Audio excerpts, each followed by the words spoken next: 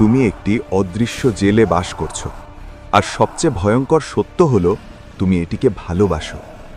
এই জেলের দেয়াল ইট পাথরের নয়, এগুলো তোমার বিনোদন আর মোবাইলের স্ক্রিন, যা ধীরে ধীরে তোমাকে বাস্তব জীবন থেকে দূরে সরিয়ে রাখছে।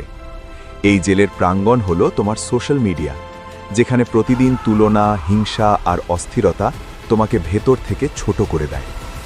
এই জেলের কাজ তোমার 9টা থেকে 5টা পর্যন্ত চাকুরি, যা কোনো মতে বেঁচে থাকার মতো অর্থ দেয়, কিন্তু মুক্তি দেওয়ার জন্য যথেষ্ট নয়। এই জেলের ডাক্তার শুধু তোমার উপসর্গের চিকিৎসা করে, মূল রোগের নয়, কারণ অসুস্থ থাকলেই তার আয় বাড়ে।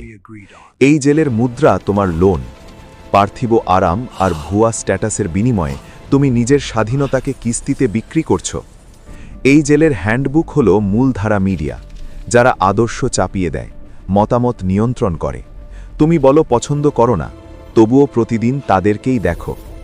এই জেলের শর্তাধীন মুক্তি ব্যবস্থা হলো অবসর প্রাপ্তির প্রতিশ্রুতি। তারা বলে তুমি মুক্ত হবে, কিন্তু হয়তো তুমি শুধু অন্য এক নিঃসঙ্গ কারাগারে যাবে, বৃদ্ধাশ্রম। এই জেলের জ্ঞান হলো অনলাইন কমিউনিটি। তারা সাহায্যের ভান করে, কিন্তু মানুষকে বাম আর ডানে ভাগ করে দেয়, ঐক্য আর সত্য থেকে দূরে সরিয়ে রাখে।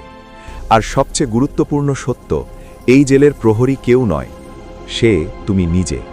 তোমার আরাম, তোমার অলসতা, তোমার একদিন করব ভাবনা। কিন্তু সুখবর আছে, সবকিছু তোমার উপরেই নির্ভর করছে।